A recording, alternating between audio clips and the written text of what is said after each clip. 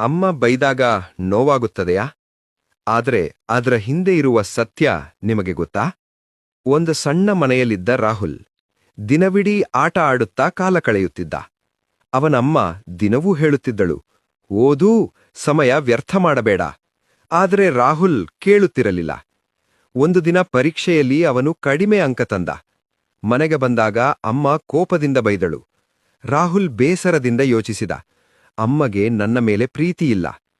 ಆ ರಾತ್ರಿ ಅಮ್ಮ ಶಾಂತವಾಗಿ ಅವನ ಬಳಿಗೆ ಬಂದು ಹೇಳಿದಳು, ನಿನ್ನ ಮೇಲೆ ಕೋಪ ಆಗುವುದು ನಿನ್ನ ಒಳ್ಳೆಯದಕ್ಕಾಗಿ.